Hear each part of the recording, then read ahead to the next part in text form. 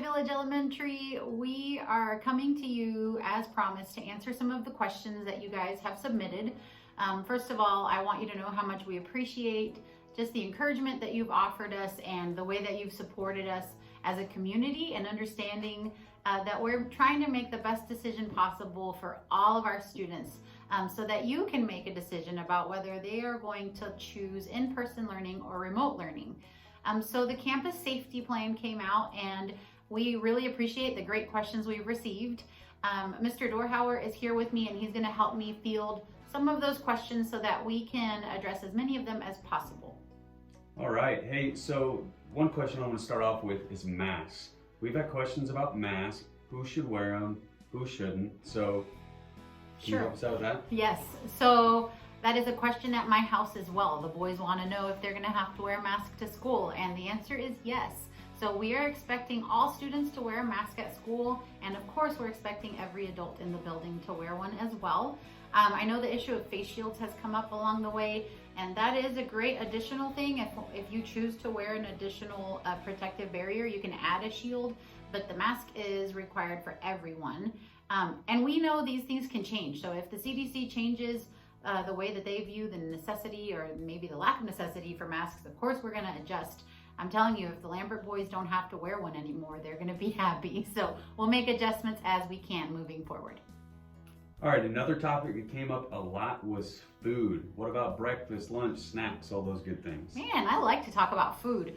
I'm going to say, so we did discuss in the plan that breakfast will be in the classroom and then lunch will be in the cafeteria. We did not talk about whether or not students could bring their own breakfast. And the answer is yes, they can bring their own breakfast in their backpacks, just like they can bring their own lunch.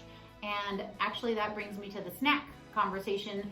So this year, of course, we don't want to have classrooms sharing a snack, somebody handing out snacks to all the kids.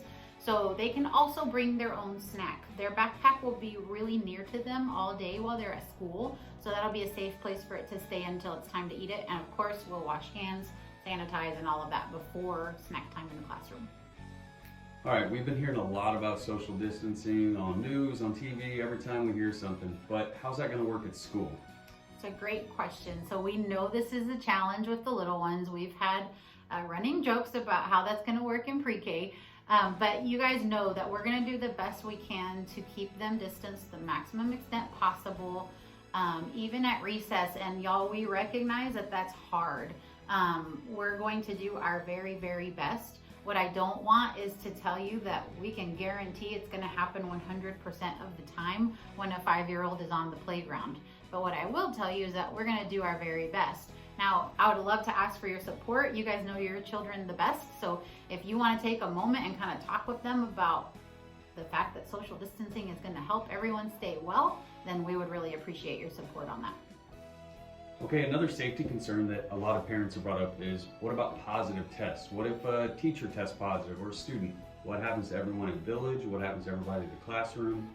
Yeah, so this is also something that is very specific. There's protocols in place for that, as well as protocols for how we communicate that to you.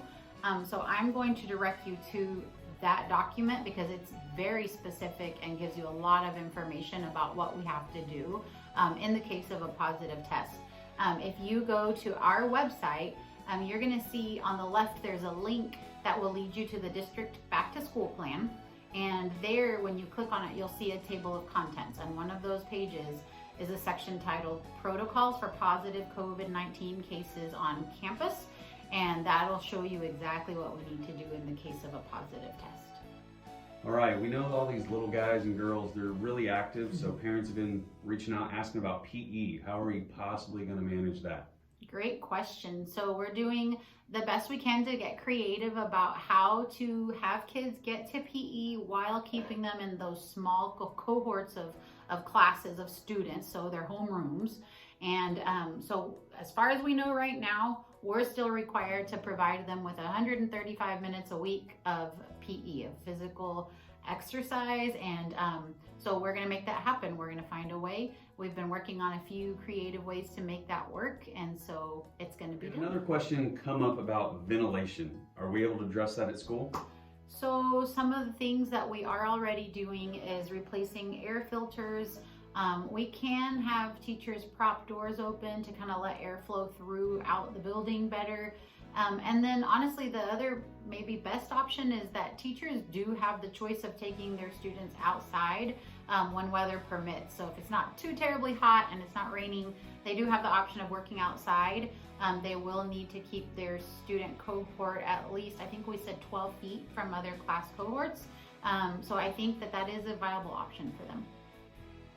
Okay, if we think back to last school year, on a normal school day, teachers are interacting with all the students, they're changing classes, they're doing all these things. So how is Village going to limit teacher exposure to the whole student body? Sure. So one of those things is the cohorts of kids. So if your student is in a certain homeroom, we're going to keep that homeroom separate from other homerooms as much as possible. And of course, the numbers coming in of how many kids will be in person help us make decisions about how flexible we can be with that or not. So far, we look to be in good shape to do that.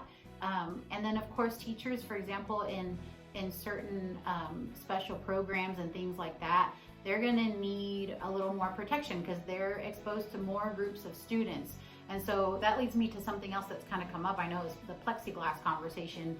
And I can tell you that we want plexiglass everywhere, and so does every other school in America. So the supply and demand are off balance right now.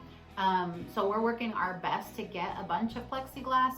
And I can tell you that what we are doing is prioritizing those that are exposed to more different groups of people first, so that we can give them as much safety and protection as possible. And then with students, that's why we're keeping smaller cohorts, and that's why they're rotating through specials one class at a time instead of a whole grade level. For example, at PE, we're going to keep them as separate as possible within their cohorts. So we're doing the best we can to prioritize those two things that we told you in our plan to keep students from exposing to different groups of students and to keep teachers from exposing to a bunch of different cohorts of students. So another wondering that parents are having is, what about YMCA? Is YMCA still a thing this year? I know a lot of you do rely on that for after school and before school care. They are still going to be serving our campus. They will be limited on the amount of students they can serve. So I would just suggest reaching out to the YMCA to see if they have a spot for your child. And a big one, technology. That's important to remote learners, in-person learners. How are we going to address that as a campus? Yeah, that's a great question and a conversation that we've had a lot recently. At this time, we are only providing devices to those that need them. So just like we did in the spring, GISD will be sending out communication on, like, if you don't have a device for your student to work on during those first 3 weeks where we're all remote, then you'll get to sign up to pick up a device. Then when we come back on September 10th, where we have people in person and some choosing remote, then at a campus level, we'll have a process in place for everyone to pick up their GISD device, so that then we do become that one-to-one district that we're really excited about. We all know that everyone is going to take part in remote learning for the first 3 weeks of school. But when September 10th rolls around, parents have the option of doing remote learning in person. But we're having a lot of questions. We've addressed a lot of the in-person stuff, but what about those remote learners? Yeah, thanks for bringing that up, y'all. Obviously, this plan really addressed safety in our building and what does it look like to send my child back to in-person school. And so a lot of this plan just focused on that. That was the lens through which we created it. But I think in the effort of doing that, we may have left out some information that you guys need to make this decision. So I'm going to try to touch on some of the things you might be wondering about. So for one question I know I've had from every stakeholder is about teachers and students and them being matched. So am I going to have to change which teacher I'm with every 9 weeks whenever we have a new decision being made by students?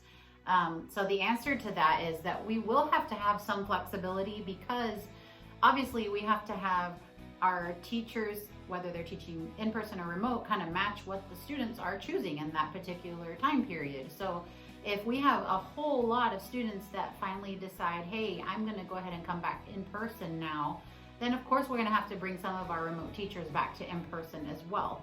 So knowing that, obviously, that our desire is not to have students having to switch teachers all the time. I don't want that for my own children, and I know you don't either. So our priority is not to have that happen, but knowing we're gonna have to be flexible with that.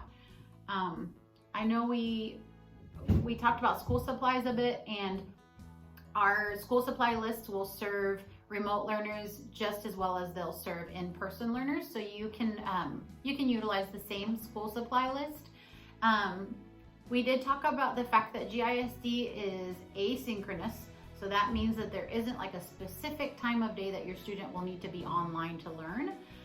This kind of gives your family the chance to set up the schedule as best it serves you guys. However, unlike the spring, there will be the requirement that each and every day the student will be submitting the work for that day. So it will look different from the spring, but it still gives you the flexibility of, depending on parents' work schedule and things like that, to be able to adjust to meet the needs of your student. And I think that covers most of what we know you were asking about with remote.